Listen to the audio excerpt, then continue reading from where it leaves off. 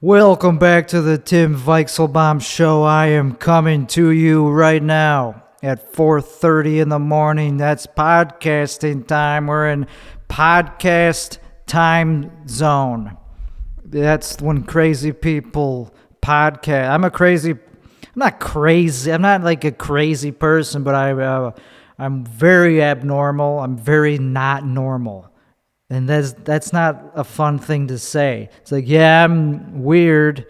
I'm atypical. I have a house that's empty. People tell me whenever I have people over here, which is like once a year.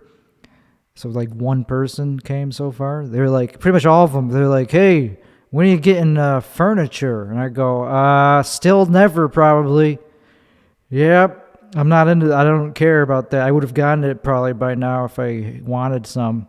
Like, you should have like a TV and like some chairs in the living room because you'll look normal. I was like, yep, but I'm not. So I don't really feel the need to create an illusion that I'm normal just so other people don't judge me.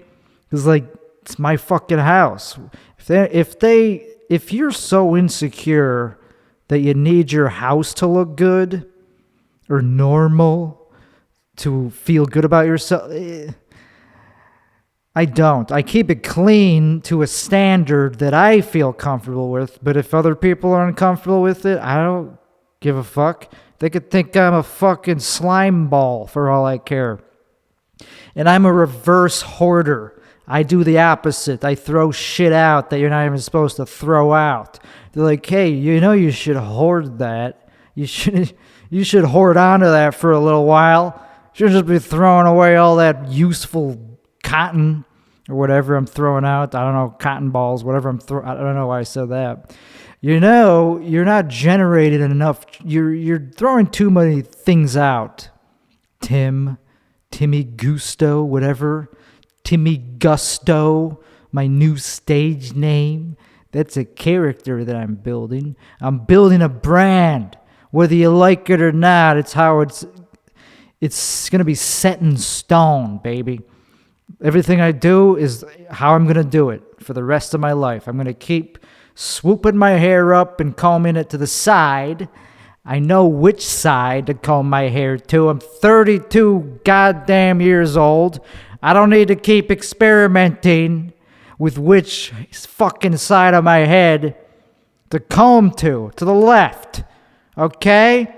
I'm just happy that I still have hair on my head to comb.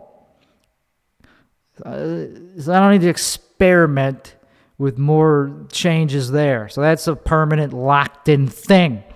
I like the way I look with just a little bit of slight shadow in my facial hair, just like a 4 o'clock shadow, not even a 5. This one's too much. I don't like that. I want a little less. I know my brand. White skin to the point of like, whoa, this guy is unhealthily pale. Yeah, I'm not like a huge fan of that, of like the paleness. Like, it doesn't like catch me as like sexy or anything. And nobody's complimented me on that. Nobody says you're white as fuck. Sign me up for whatever. You sign me up for your newsletter, you pale snow boy. You fucking snow angel looking. Yeah. So I could use like a little more color, but who gives a fuck? The brand is on point. What I know is that I look good without that much facial jizz all over my face. Somebody said I should grow like long sideburns that like, jut forward and then stop like the Nike logo. Yeah. And then have like a mustache. And I was like, yes, that would look funny. But I don't know if I could maintain that vibe of like somebody with like big ass stupid sideburns. That doesn't go with my brand, I don't think. I look good, clean cut, with a conservative haircut. That's what I asked for at the barber shop. He was like, what do you want today? I was like, I have an idea. I just want something clean, simple, conservative, like a cop. Blue Lives Matter, back the blue. And then he was like, okay, I don't know what that, no one's ever said that before, but sure. I think I got something. And he actually worked with it, and this is what I got. It was shorter than this. This was like a month ago, but he combed it in the same fashion that I did, and it was like, okay. So kind of like Ben Shapiro a little bit, and then he was like, put pomade in it, and then it'll stay like that. So here I am, putting goo in my hair like it's the 50s, trying to look like an old school, clean-cut mobster, Italian dude who knows his place in society, is like working shit behind the scenes, trying to be a go-getter. And it's not just a lie about the house type. Yeah, I'm not trying to look like that. I know how I look. In my early 20s, I pull up pictures on my phone. I didn't pull them up. I was like, here's your memory. Here's some memories of how dumb you looked when you first started using iPhones. The blunder years, as they call it. And I was definitely going through some years of disfortunate artistic expression with my face. I looked fucking like a loser. I looked like somebody who was like, what do I do with my life? I'm in my early 20s. How do I navigate being an adult? I gotta make money. Yeah, glad I grew out of that fucking blunder of a cock of a decade. Now I'm in my 30s and I know what's what. I know what I want in life, and this is it. Not only do I know it, I also kind of got it. I'm there. No time like the present. Yeah, like I have a lot that I kind of used to think. I don't know if I would ever have got, like, I don't think I ever really thought I would have a house at this age. Like, I didn't have that sketched in my fucking journal, in my vision board. Like, it just seemed like, yeah, of course I'll have a house. I didn't realize it would be like an achievement to do that. I thought, like, yeah, I'm going to have a house. I'm going to have probably what other normal adults have at this age. Did I care, though? No, I didn't want a house. I didn't, like, dream, like, it would be so cool to live in a house. Turns out, that is pretty cool to have, and a lot of people would love to have that at this age. So I'm killing it, and so I have very little things to complain about.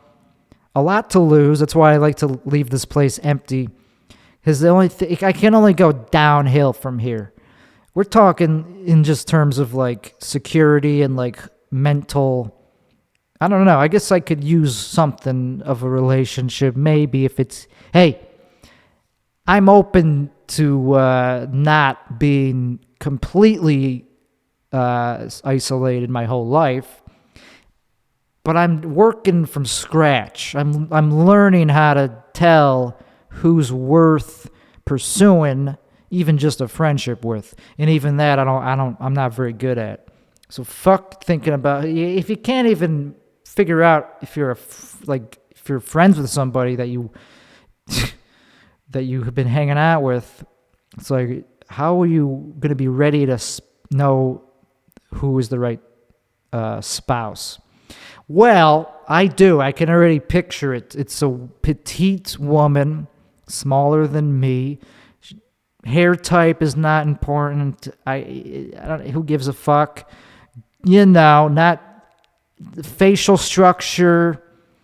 Yeah, she's got to be attractive, but not that attractive. I just don't want to be like turned off by her face. So that's another checkbox. And just not a bitch. Okay, there we go. That's it. We just nailed it. Just not a bitch. Which means that's a very heavy, that's like a very open-ended thing. What does that mean? There's many ways you could be we don't have to get into it, but I know it when I see it. I can know when I'm being bitched at, and that's what I'm trying to avoid. And that's, 3 things. That's it. Petite, nice face, not a bitch. Younger than me, I guess, would be ideal. Yeah, because when you're in your 30s or whatever, as you get older, of course, you don't want a woman the same age as you. It gets way slanted the opposite way. We want like 20, 22, 23, 28, 29 is like way too old. I don't know why I even said that number. Anyway, I'll try not to do the Italian thing. Somebody keeps telling me, dude, stop doing that. Stop doing the accent.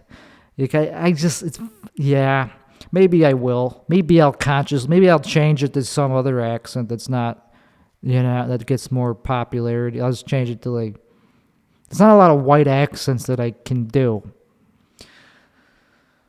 I don't know. I like being musical. I like using my vocality. I like having a range of possibilities in terms of how I could deliver a sentence. It's fun. It's fun when somebody asks you a question instead of just if they ask you what the weather is, instead of just being like, it's 98 degrees.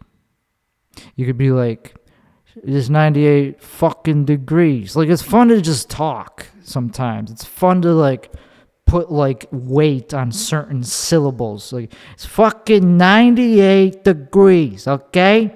98.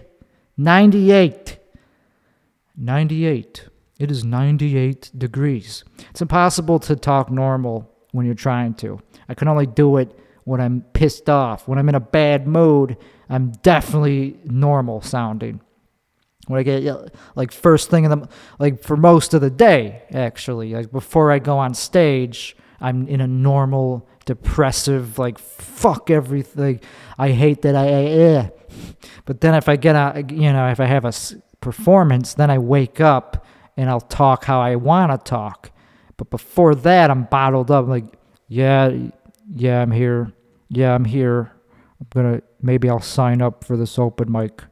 Yeah, I can't even do it right now, but it's very dry and it doesn't project. I don't project my voice. And if I do, it just sounds angry when I'm not trying to be. So that's me, a little bit about me. This is called the Tim Weichselbaum Show. That's why I guess I'm talking about myself. I don't have to talk about myself the whole episode, and I don't have to talk about how I'm talking about myself the whole episode or how I talk. And now I'm looking at the lighting of this camera. It's a little bit darker. It's slightly tinged. See, I'm a fucking not perfectionist, but I am very OCD with little things of the camera settings. I want to make sure it's perfectly in focus. I want to make sure that it's not overexposed. But what do I know? I don't know nothing about lighting. I just know I look pasty, and that means it's probably bad lighting if I look pasty and underlit on my eye ridges. I don't like that my eye ridge is underlit, but my face, it just highlights everything that I don't want displayed. It shows this rash on my other eye. Fucking horrible. I need a makeup artist. You know what?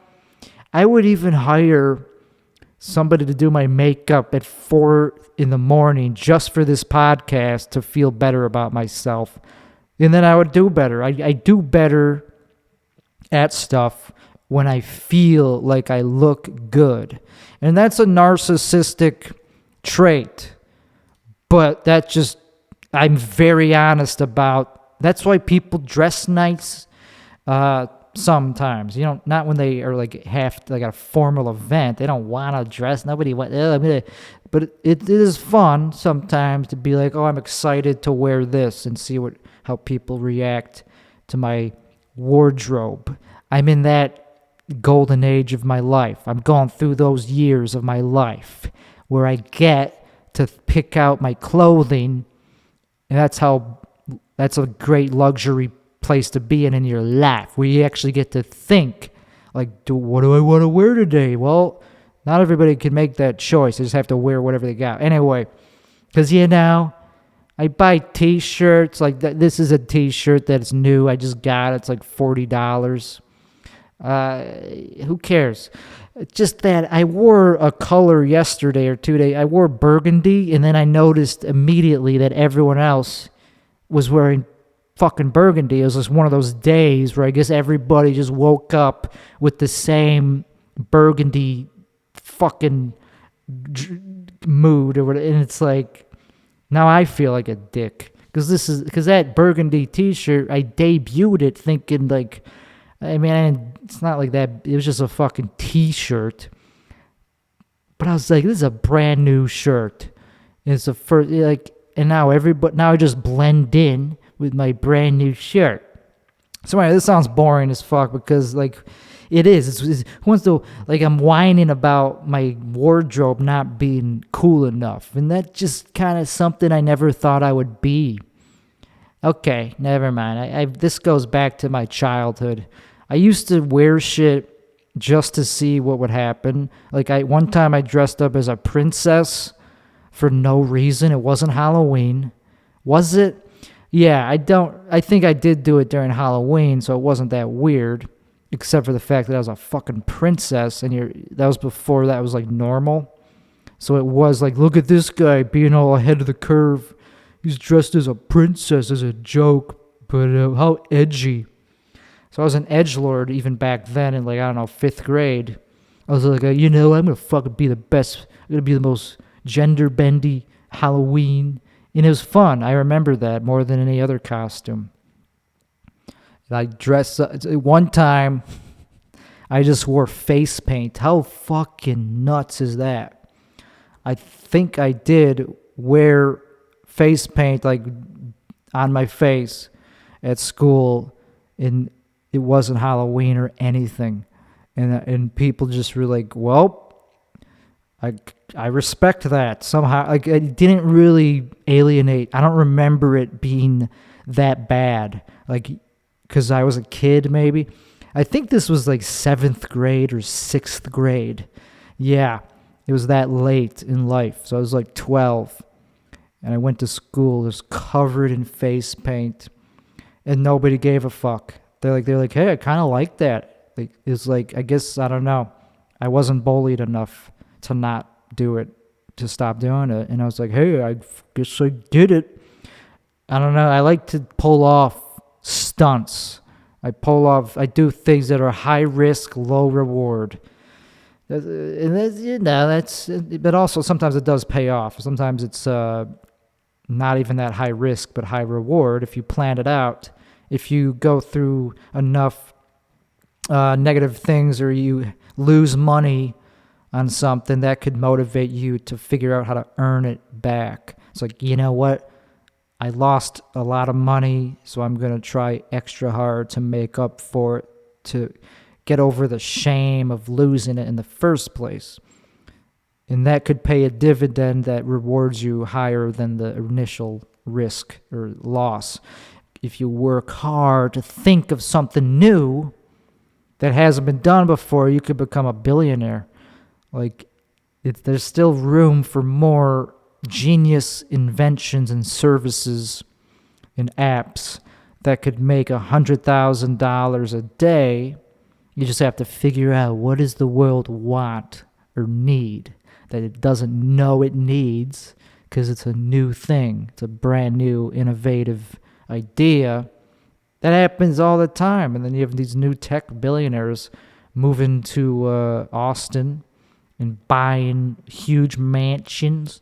And hey, more power to them, because they did something to earn that. You can't resent an entrepreneur. You could resent them after they fuck up in other ways, if they don't pay their employees. You could criticize them for other things. But what are you doing criticizing somebody who thought it was like the initial reason they became a billionaire? Because they did something like very powerfully useful, and the value that they provided by thinking of that idea and implementing it provided more value than they are currently worth. You don't become a billionaire unless you make other people a lot of money or provide a value that's worth way more than $1 billion. You take a margin off that, And, so you gotta respect these people that talk shit about billionaires. It's like, you're never gonna be one that way. And you want to be. Everyone wants to be a billionaire because then they could solve the problems that they're crying about. Or they could just keep it all and be like most, turn the opposite. Just be like, well, actually, I kind of like it. I'm going to keep all that shit I said about billionaires, how they should give away all their money.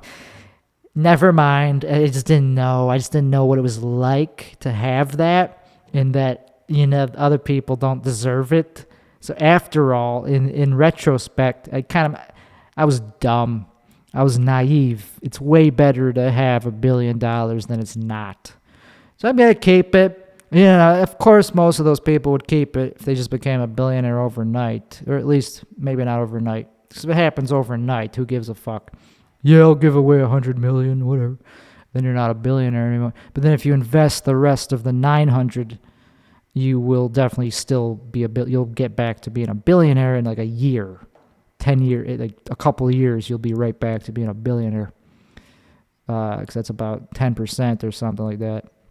It's not that hard to make 10%, to increase your net worth by 10%.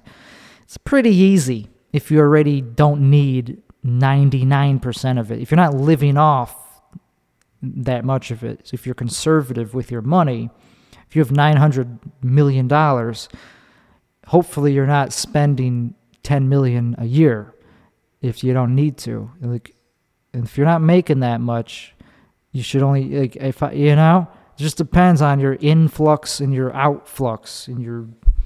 Anyway, so what did I want to talk about today?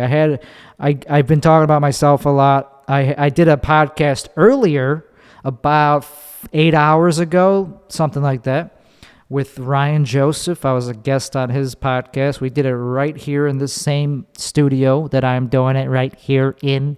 I was excited to be a guest on his podcast. So I didn't try to interrupt him. It was his pod. I felt like I had home court advantage because I was the one providing the studio, but that didn't mean I had any right to talk over him. So I tried not to. I don't think I did. I just talked. It was just a conversation. It was fun. I was listening back to it before going live with this one, and I was like, yeah, this is a pretty not bad podcast. And it's not mine, but I'm happy to be on it. And I don't want to, I don't know. He's got to keep doing his. He's got to take care of his own business. I hope he keeps getting episodes out of his as well. Because I do mine regularly to the point where I can't take a day off or a week off. And I'm trying to have other guests on here. I almost had a guest on tonight, but he got too tired. So I drove him home. I might have him on later this week. I'm getting tired, to be honest. I've been up. My sleep schedule, I don't have one, but my sleep quality is horrendous still, and I still have dreams about flying to other states, and it's very heavy to wake up from a very vivid, recurring dream that you have many, many times through the night. It's like, well, here I am. Do I want to do something in real life? It's like, well, I was just busy doing shit in a fake world that was kind of, interesting. But so it's easy to stay in that trap of just using your head to entertain you for the whole day. If there's nothing to do, and then I wait for somebody to text me to get me to do something. So there is a downside to being a hermit, to not having much going on, professionally or socially. I'm pretty bad at the ground level. So I do appreciate the friends that I'm starting to make in this town, because I haven't been trying very hard to do that, to have to go big. Hey, what are you doing? I'm only trying to hang out with people that actually are sober a little bit. Now that I'm off the fucking alcohol, I don't like being around people that are deeply on, like that are like drunk all the time. I can handle like if they're just having a couple drinks, but like this is such a typical thing. You become sober, you realize how annoying and like non-productive it is to be around people that are hammered. And then you go, you sound like a dick. You know how much you're being a dick right now to the person right here yakking at me, talking about all sorts of shit, and you're not reading that I'm bored. You're not reading my body language at all. You can't tell that I'm looking off into space. You can't tell that I'm like clearly bothered by your drunkitudeness and attitude, like rudeness, but they don't fucking know. So yeah, drunk people, they deserve the some of the flack.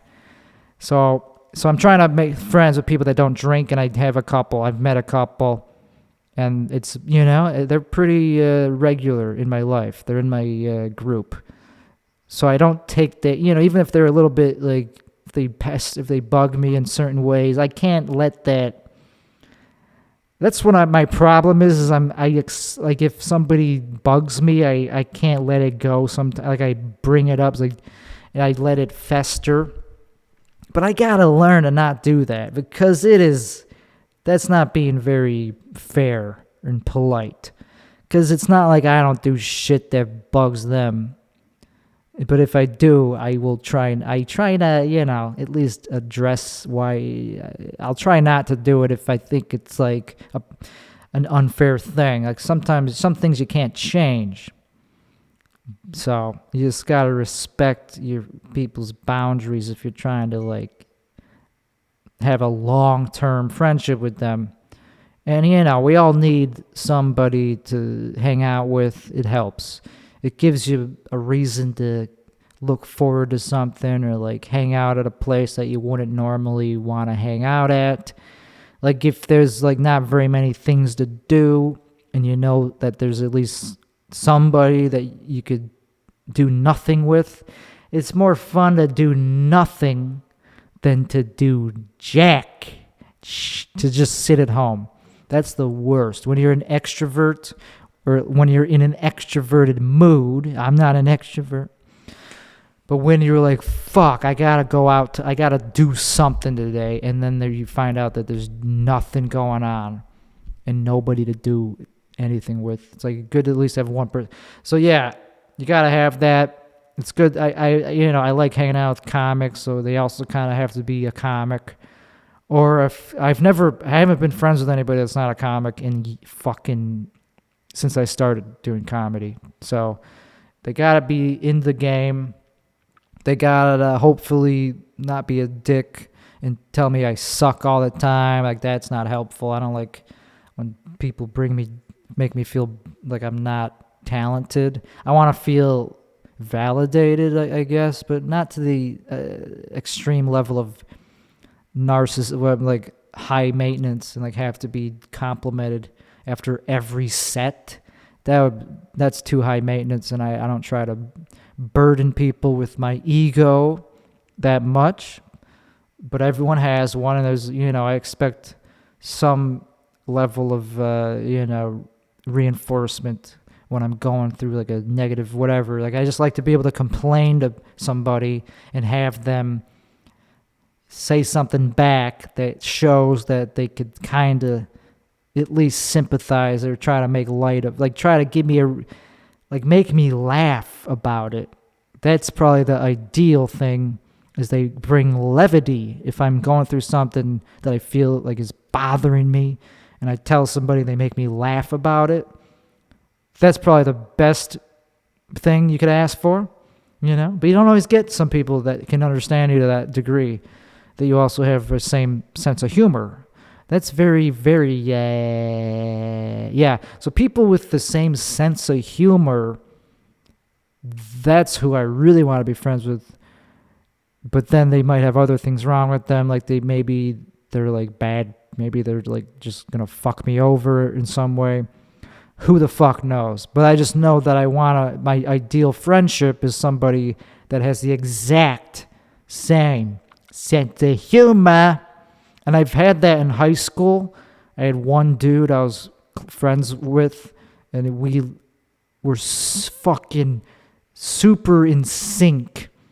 Like everything he thought was funny, I thought was funny, vice versa. So you can't take that for granted. Maybe I did. I don't know. I don't think I did, but whatever. He's an adult. He's living like a normal adult life with kids. Boom, the whole shebang. But that's just what happens. That's just what happens after high school. You lose touch with most of those people. But it just gave me a standard for what I'm looking for in a friendship. I don't like making a joke and it just having no response. I just go, like, dude, at least tell me it's not funny. Tell me, don't just sit there as if I didn't even try to make a joke. I like being roasted more than I like feeling like, why did I even try? You know, make me feel something. Either like give me a reason to like get better at comedy. Don't just give me the silent treatment when I'm trying to hang out and talk. But you know, I got to pay attention to the road because I'm not the best driver. I definitely am going to run into somebody at some, like I just know. It's too easy not to. It's too easy to just like to not realize that somebody might be in the middle of the road when you're turning. And I don't know. I don't have that good of instincts to just like always look where I'm going. So anyway, it's fine to not talk all the time because I do get distracted. I almost got pulled over recently. Some cop I made a left turn when there was a red left turn arrow because I missed. I was too focused on the cop to make the turn. I was yielding to him, whatever.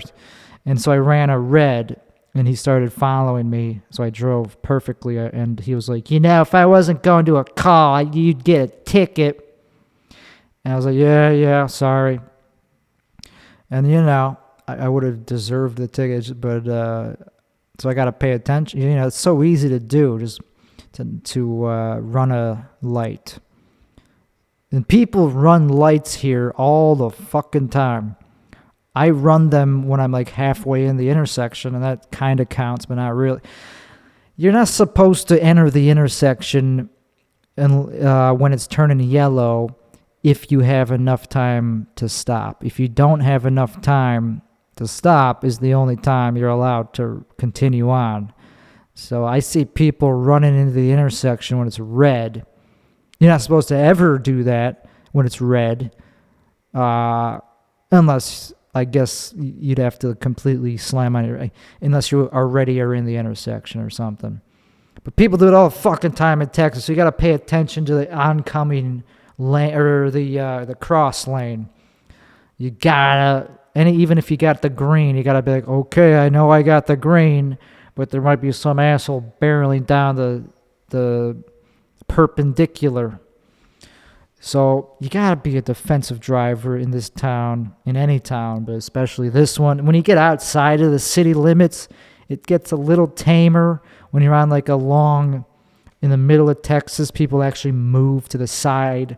They move to the right lane. They don't they don't creep in the, people, they sit in the left lane when they're not passing it, but and they get so fucking, they get mad that you're behind them, and they go, well, I'm not moving away. I'm not moving so you could go, because they don't like being normal. They don't like being it's like it's like, fuck you. I'm not moving just for you. And I get it. I get like that if they're tailgating me. If they do it so aggressively that they don't even give me a chance to move, then I just go, you know what? Fuck you. You're too close to me for me to feel like it's even safe to move sometimes. So sometimes I just go, fuck you. I'm not playing this game. And that's an aggressive thing to do, and I have to just let it go. I just have to be like, you know what, just move. And I do move over most of the time. It's just when they get right on you, it's like, oh, I gotta just make way this fucking for you, douchebag. I approach people very gently. if somebody's going slow, I give them a chance to speed up as I'm approaching. I don't just go right on, slam up right against their bumper, because then I get it. It pisses people off when you do that. So I give them a nice cushion, and then I pass them on the right if I'm super in a hurry. It's not safe to pass people on the right. It's not. You're not supposed to do it. Anyway, what did I want to talk about on this episode? Oh yeah, so Ryan Joseph. So I did his podcast. And it was a good podcast, but I took mushrooms before it, and I definitely took a little too many. I thought I was only taking like half a gram, which was like, this is nothing. I did the same amount almost just yesterday, so I thought I would have a tolerance. I wasn't expecting it to really do anything, but it was definitely enough to make me feel like I was on shrooms, like undeniable. Like I was like, yep, this is a little more than I thought it would be. So I just was like a little bit like scared of like being on a podcast. Like he was talking about something very specific, and I was just like, dude, yep, I'm listening. But then I got my bearings later on in the podcast. But I guess the point is I should probably like be a little more careful about if I'm doing a podcast and not take too many mushrooms, but it was fine overall. And then it put me in the right. I never really regret the amount. I always feel like whatever I take is the right amount. And I'm not, I don't want to, but it just reminded me to be a little careful because it's powerful stuff. But then after the podcast, I was like in this slight melancholy mood because I felt bad for him, for all the stuff that he's going through, just personal stuff and also stuff that we talked about on his podcast. And then, because, like, he's just left in a hurry, but, like, I always just want to keep hanging out with people. When I'm in the extroverted mood, I like to just hang out for as long as possible until there's nothing to do, until the night is over. But anyway, so he left, and I had to think about what else there was, because I wanted to do something. I wanted to hang out with somebody. So I just went over to do the heckle mic, and that was fun.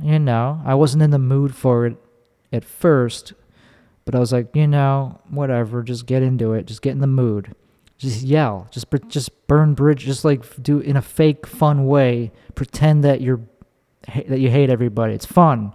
That's what they're looking for sometimes. Sometimes you want to see somebody just have it's just funny to watch people yell like really hateful things to individual people. Like I was just like, and I didn't mean any of it. Maybe there's always like a tinge of truth to what I say, but it was fun to just yell at people and like try to take over the room by yelling louder than the other person. Like sometimes I just stand there and don't even have anything to say. So you got to be a performer, even if it's a shitty even if it's like a concept that you don't want to be a part of. Why not? Just have fun. It's your job as a comic to take part in the show, in the format. Just don't, if that's all there is going on. I just wanted to feel something. I wanted to be on stage. I did. I actually missed just being on any stage, even if it's one where I get heckled. Big whoop. You could make the best of it. And so I did, and it was fun. And but then I was hanging out with a friend, and he wanted to get out of there, so we did. We left, and then we considered doing a podcast tonight. But then as soon as I got him here, I could tell he was way too tired, so I drove him back, and it was fine. And we'll talk. He's probably going to be on here very soon, so we will get into a lot of stuff, and there's just a lot of like. The thing about this comedy scene is I was not anticipating any drama of politics and like all that bullshit being like a huge. I didn't expect that to follow me here, or for it to even. It wasn't in my mind that there would be all this political bullshit going on, and like asking me, what did this guy say about me? Like, okay. Here's exactly what this guy said, rote for rote. He said he doesn't like you and the fuck off. No. Yeah, like that's exactly what I have to say to people. I have to go, okay, here's what this guy said about you. Like, dude, I didn't sign up for that. Just because I'm like a mediator, just because I'm good at like understanding people and their, I don't know, I could read people's like how they feel about certain things. Like I could tell. I'm good at like getting information, I guess, from people sometimes. Like I'm good at like slipping in and be like, so what do you think of this guy? Do you like this guy? I don't know. People feel honest around me. I guess that's something I could do is I get people to open up maybe because I could do, I have that ability not to toot my own dick. That's what makes you a good podcaster. If you're good at like getting people to open up and having a good exchange. So I didn't think Austin would be more political and mafioso-like than where I came from. Maybe I just wasn't in it deep enough. Maybe I just wasn't trying hard enough or hanging out with the right people. Because it was super bullshitty or dramatic. There was drama in Chicago. Of course, there was tons. I loved it, though. I just loved being the outside observer and watching it all fucking go down, usually on Facebook. That's where it all happened. It's just Facebook drama. There wasn't that much like all the real life stuff.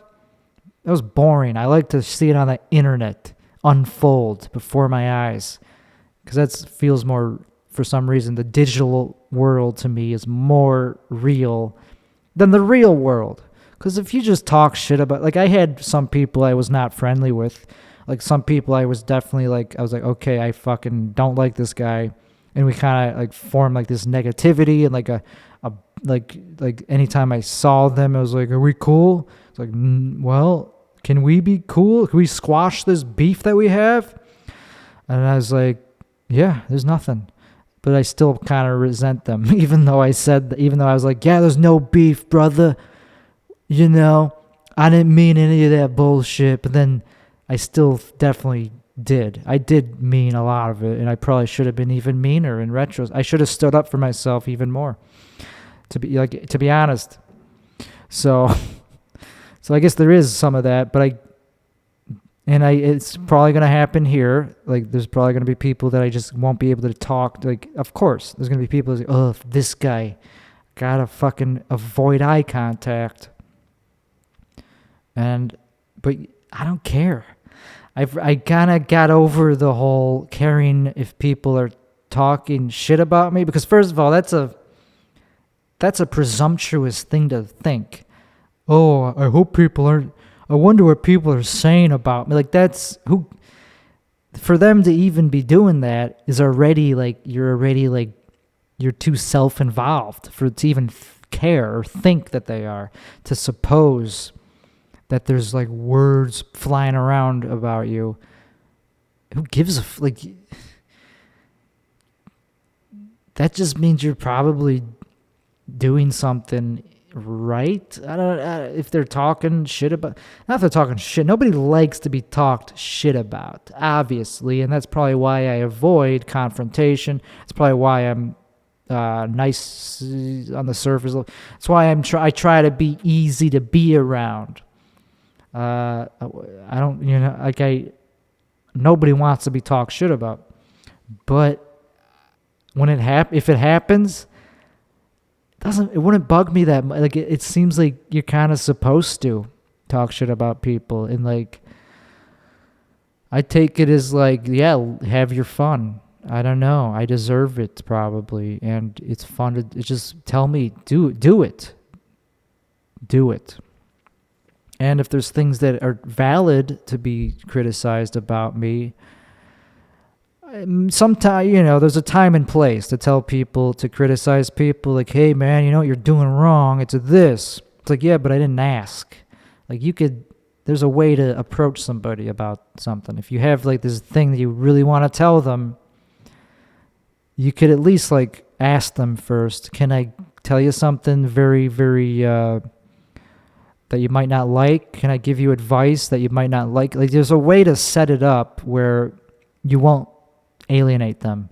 But if you just go right up to them and they do it, you might like piss them off and like make them not like you. So there is a time and place for criticism, but if some of it's valid, of course I want to know if I'm doing something horrible, like to hurt somebody or like a faux pas.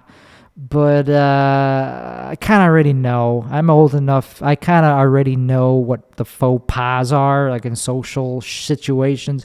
I already know that I'm breaking a lot of them, that I'm awkward, that I'm probably rude just by not saying shit that you're supposed to say.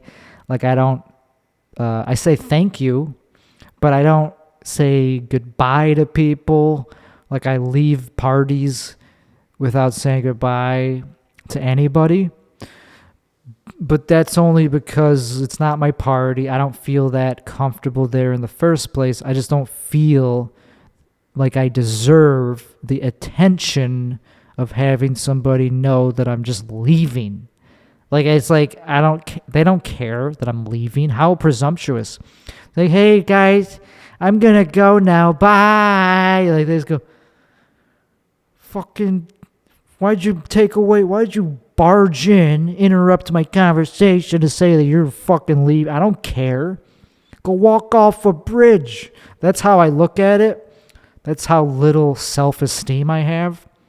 So that's why I don't say goodbye to people. I just don't want to get a rejection for the saying goodbye. I don't want to be like goodbye and then see in their face like, yeah, goodbye. It's just that look. Just like one bad look, and then I don't want to do it anymore.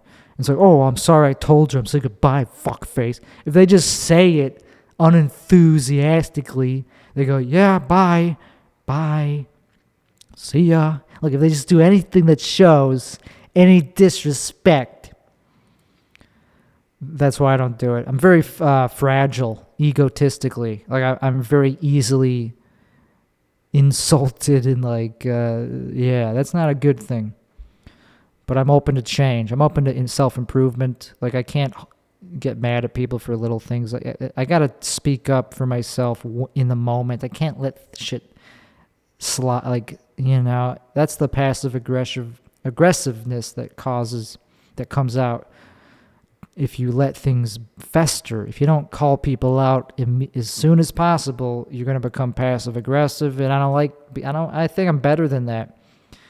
I don't know, man. So you got to set your boundaries and don't let people break them. And if they do, you got to acknowledge that they broke a fucking barrier, and then you like try to do it in a way that doesn't make them feel too bad. Like, don't alienate them. So be like, yo, man, like, you got to do something. And that's what I'm bad at. I'm bad for speaking up for myself. And that's part of being a person that goes out of the house. If you're just a hermit that talks to yourself on a podcast, you can't really bomb on a podcast that nobody else is on. If you have a guest, then you could feel when they're bored and like, yeah, you didn't let me talk there. Thank you, fuckface. But if you can't really bomb on your own one-man talk show thing. And I've been bombing a lot in real life social settings. Like, I just do awkward shit and I go, and for me to not do that takes a little bit of confidence that I have to go on stage to earn. I went to a party 2 days ago, and I was barely invited. I was not invited. I had to ask to go. So that was awkward. Like, that did not so my confidence was super in the basement. I was like, okay, here I am. I asked if I could come. Here I am. I'm not gonna, and I didn't say anything. I had nothing to say to anybody. I was in the least talkative fucking mood I could be in. So that was awful. I should never go to a party again because I did myself a disservice. Not again, until I'm in the mood to actually be extroverted and like be conversational and like not afraid to talk to people. I was afraid to talk to people. I didn't feel like I really belonged there, and I didn't have anything interesting to say even if I was engaged in a conversation. I was just like, yeah, I didn't go up tonight, so I'm not really feeling myself or funny. And like, so I did a disservice to my own image by being awkward at a party. It would have been better if I had not gone. Sometimes it's better to not show up to things because then people don't know you for being boring. And now I know that 10 years from now, when I am cool, when I am like a successful whatever, people will be like, one time I saw him at this party and he just stood in the corner for 3 hours like a weirdo. And so even though he's big right now, just know that he's a loser still. I don't know, man. I just know that I am a loser. But it's it's good. It's humbling. Because that means if I do become successful, I'll know how to reel it in and not be a dick. I'll be like, no, just because I'm successful doesn't mean I'm not a loser. I'm still quiet at parties and stand in the corner, even though whatever, I got 1 million Instagram followers. It doesn't mean shit. Doesn't mean I know how to conduct myself in a group of people. That's the digital age that we live in. So I shouldn't have gone, but I was happy to be there. I wasn't like pissed off to be there. I was like happy to be a part of something kind of. And like they did karaoke. So that was a cool thing about it. I respect any party that pulls out karaoke, and it was great. I went up and that's when I felt at home. Once I did a song and I could tell that people kind of were like, okay, you're in this, you're part of this party. Then I was comfortable. But then the party ended like 10 minutes later because it was 4 a.m. So I left right after. And yeah, so I'm very bad at socializing in big groups. Small groups I'm better at. I'm really good in like 2 to 3 people. But once you get that 4th person in the fucking mix, then I fucking shut down, and it just buckles down to just me going like, yep, I know that author. Yep, Kurt Vonnegut is good. Yep. Yeah, that's right. Yep. And I don't fucking make it about, it's just hard to steal because I'm not I'm not like a me. Yeah. And I am happy. I like that about myself, that I don't have to be the center of attention all the time. It's fun to to do stand-up, but off stage, do I need to be the center of attention all the time? Nah. I like attention, though. I actually do probably enjoy being the center of attention pretty often. But then I could tell when I've gotten enough, when I've gotten my dick off, I like to give it to other people. So I'm not all there. I'm not all bad. It's fun to get attention, but it's also fun to let other people know how it feels. I like to share the wealth. Like I did Kill Tony a couple weeks ago, and I think the episode's coming out either this Monday, tomorrow, whatever, today. The fucking whatever it's the 13th. Yeah. So it's either coming out today or a week from now. And I guess I'm kind of excited. I'm kind of nervous, because it was a big episode, Ari Shafir. And, I did the thing with the gold, and, I know that's going to haunt me probably for a while. And I should get, yeah. But it was a fun bit. And I guess, why did I bring up that? I don't know. Because it gave me a lot of attention. A lot. Like, when you do pretty well on Kill Tony, you're going to get a lot of positive reinforcement. And it was really... So I did bask. I'm pretty good at basking in other people's attention to me. Like, if I go on stage, somebody said, you really... Today...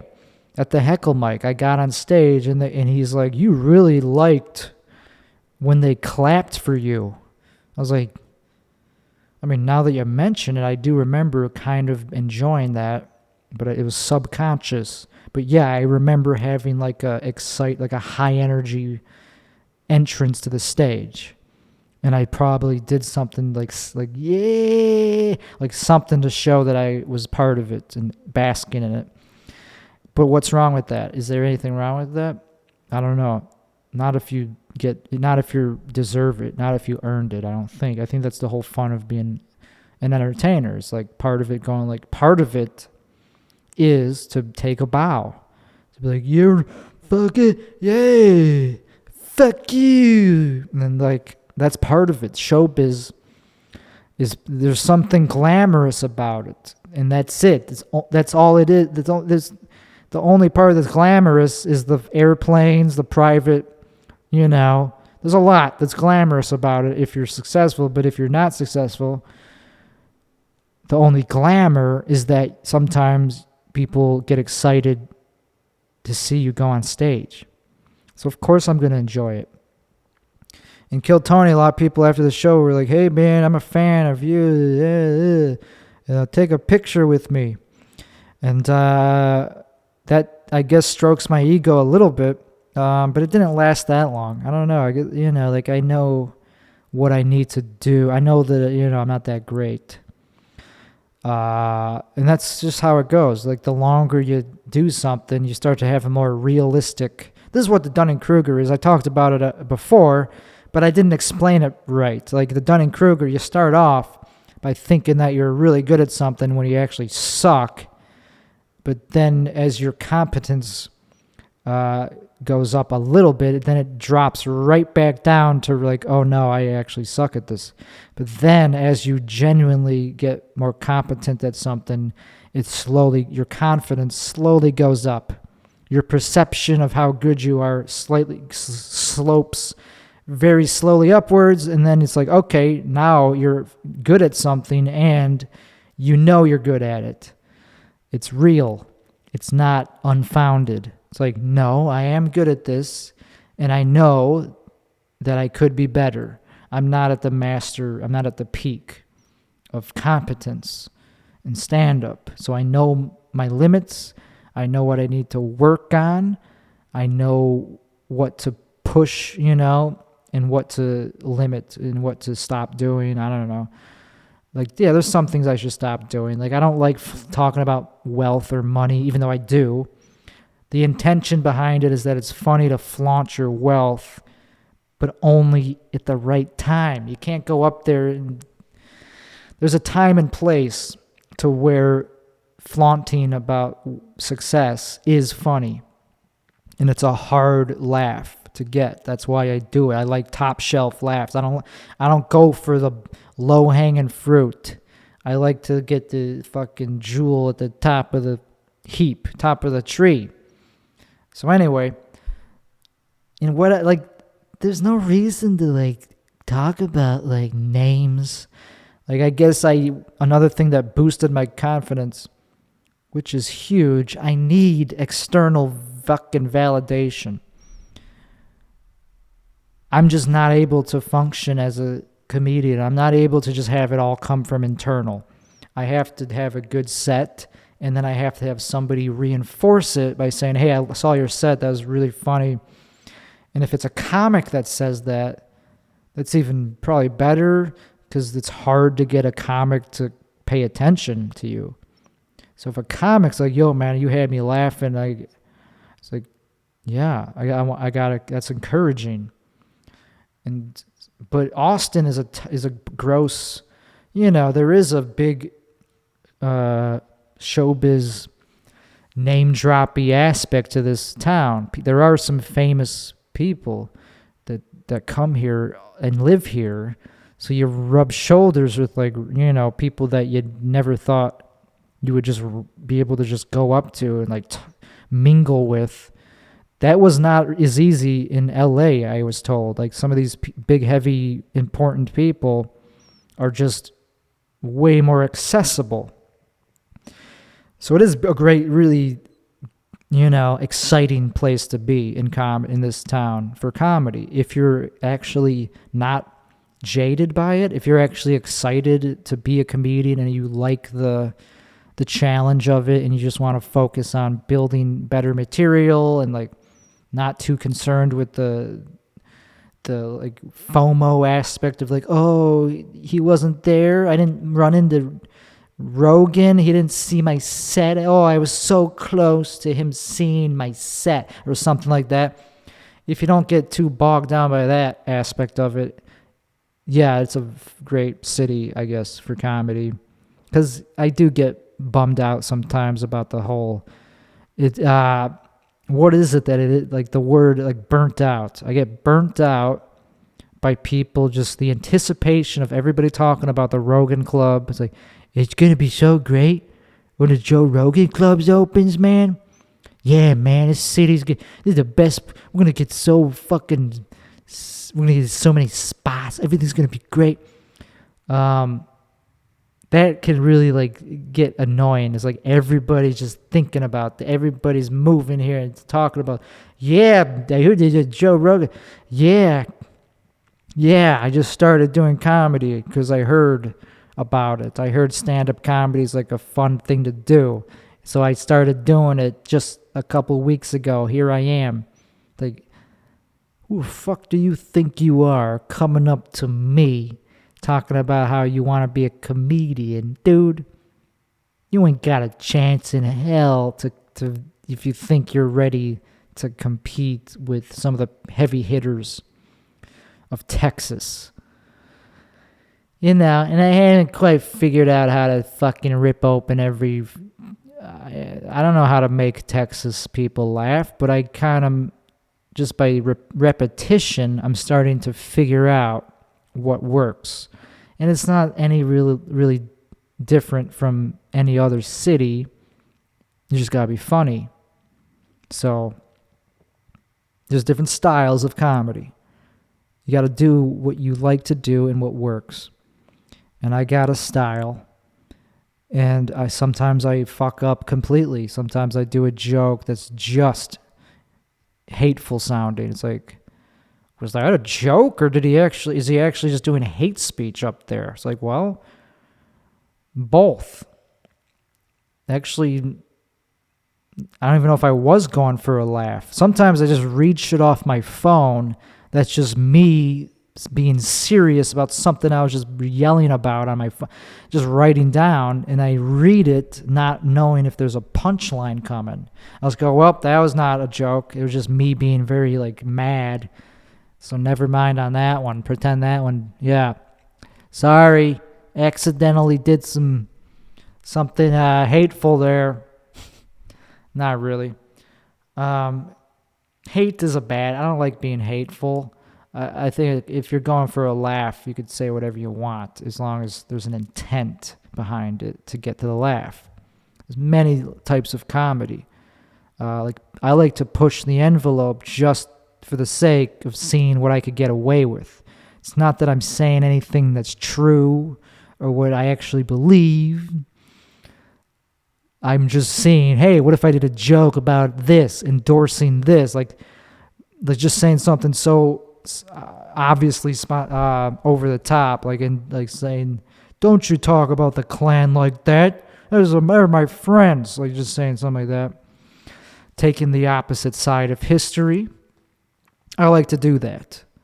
Then there's people that actually are racist and like they do they have a place in the comedy scene? I hope so. I don't care if somebody actually hates people and does jokes about it. Like, as long as they're funny jokes, like, I don't know. People hate on all sorts of things. I guess when it's hating on people, like a specific group of people, that's when people get all like, you can't do that. And yeah, I get it. You kind of should be weary of like you. I'm not saying I don't want to say you should not do that or that you can't, because of course you can. People do it all the fucking time. They make jokes at the expense of a certain group, even like just tons of stereotypes. So that's a joke that's at the expense of somebody. Not always hateful, but but you can. I think you can. But I get why people get scared of that type of style of comedy when you make a joke at the expense of a certain group. It's like, I hope it doesn't lead to like any more hate and like violence. Yeah, I hope not either. But comedy is not. I don't know. Maybe it does. Like if you do a joke that's at this, like an anti-trans joke or an anti-Chinese joke, and is that really gonna lead to violence because you saw a joke about it? Hopefully not. That would be a really weird way to absorb a joke. It's like, now I'm gonna hate them even more. It's like, I don't know. I'm gonna keep doing it. I like to do it when it's worth it, though. I don't like to just do jokes that are anti whatever, make fun of a specific group, unless I think it's good. And I could feel myself losing confidence as I'm doing it if it's not good enough to do. There's so many comics doing jokes about trans people, trying to get in on the trend, because it's a trendy thing to joke about. There's room for it. You're allowed to joke about anything. It's a big topic of interest. But so many comics try to do that, and they fail miserably, because you gotta fucking bring the quality for it to be laughed at. People just ain't gonna, gotta joke about what you know, like what you have passion about. If it comes from a place of passion and like earnesty, then yeah, it's a little easier to get away with, man. And one of my passions happens to be hate, and just like being hateful, and I just happen to be interested in hate as a subject. I like to understand why people hate. Because not a lot of people are doing that. Not a lot of people are like interviewing like alt-right figures like some people are. It's becoming more acceptable to do that. But not a lot of people are actually curious to know, like, why is it that people like hate on certain groups? There's got to be something behind that. It can't just be like from can't just like pop into their head. It had to be instilled in them. And what was it that made them that way? And why is it so hard to shake once, as you get older, you kind of become set in your ways. So if you hate on a certain group as a 30-year-old, you're probably going to keep doing it into your 80s. You're not going to be like, oh, never mind. They're better than never mind. I was wrong. So I like to know, and I do know why they are, because I already looked into it. Yeah, you can never justify hatred. But I like to, there is a reason that people get hateful. And we can't be afraid to explore, because people are people.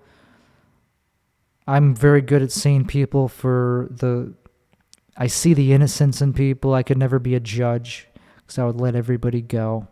I'd be like, hey, yeah, you murdered somebody, but I get it, 20, yeah, I'll give you 12 months, not even a year. You could call it, yeah, a year sounds harsh. I'll just call it 12 months. And then 10 years probation. Nah, I don't know, man. I would be a good judge, probably. Maybe not. Who gives a shit? I'm not a judge. I'm a podcaster. I take this podcast very seriously. Anyway, what did I want to talk about tonight? Oh, yeah. Nothing. I already covered pretty much. Yeah, this whole episode was just a vomit of stream of consciousness. I don't really need to talk about anything that I had planned. I don't even want to name drop anybody, but just know, if you're watching, if you're listening, I could, if I wanted to. I could name drop my dick off. So just know that, and you'll be fine.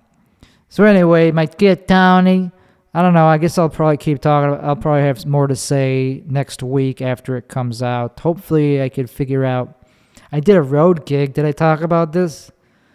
Yeah, I did. I already talked about that in the last episode, the road gig, and I might be able to do it. I might do another one if I'm down for the drive. I don't know if I'm up for it. I'm somebody invited me to New York. That's right.